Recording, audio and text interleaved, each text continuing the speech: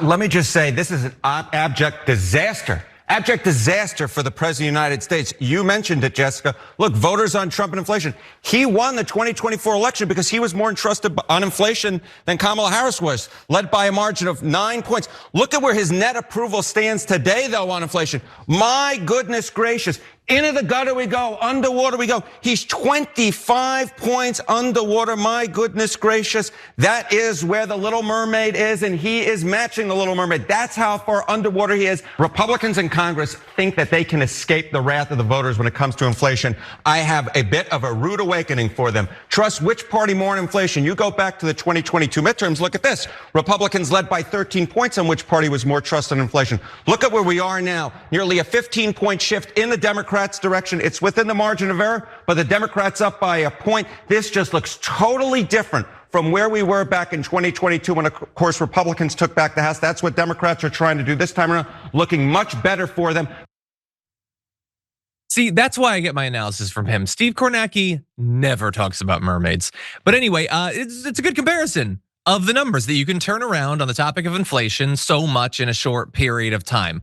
At the same time, though, the Democrats are up 1 point.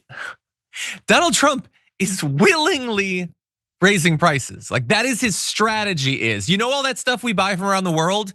That is at least 10% more, if not 20, 30, 50, 135% more. His strategy is to raise prices, and America is like, yeah, but I feel like the Democrats did too.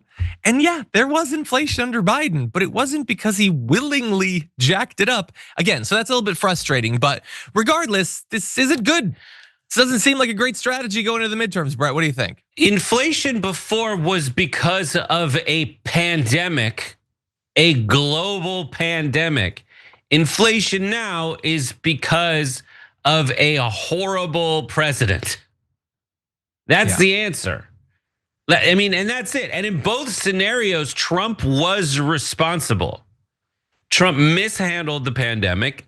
When we're talking about like the reason that, and the Democrats were in charge in the wake of Trump mishandling it, and relative to other countries on the globe, we did so much better economically. You can't deny that.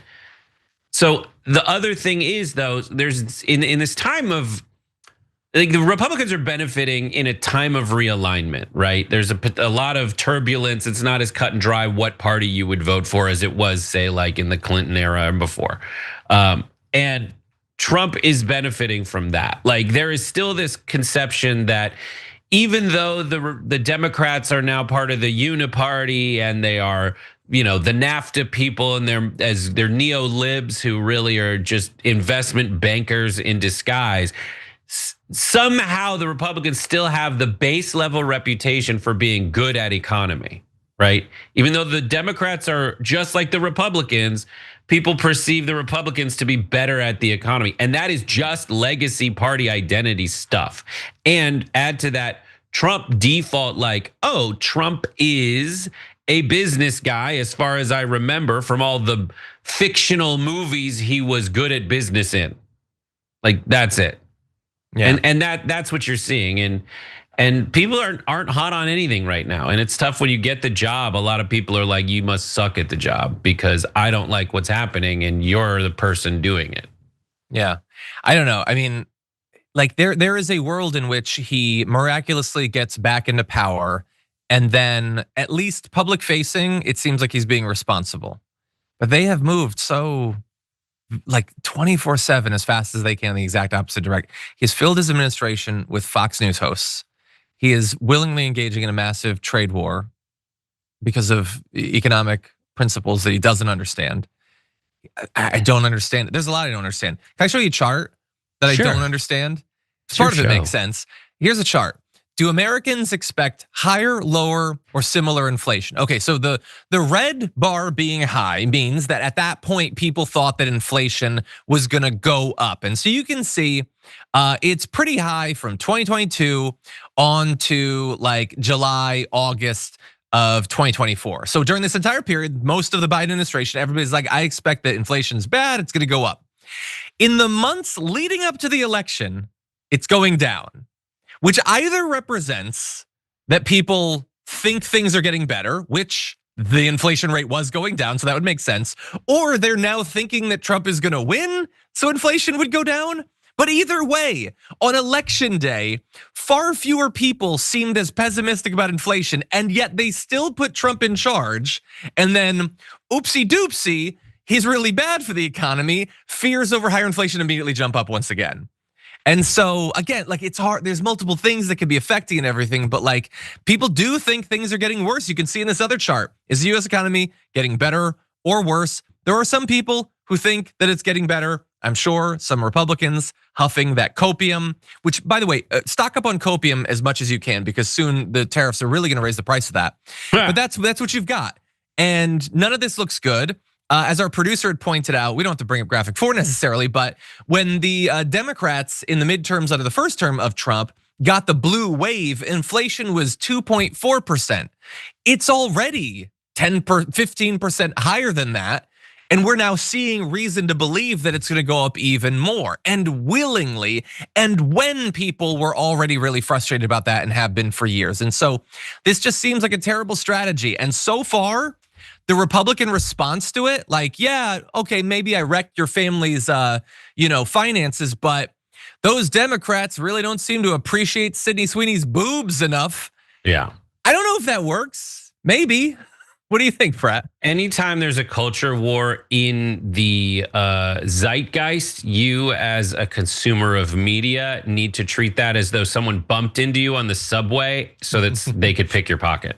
And you need to put your hands over your pocketbook immediately because they are just distracting you.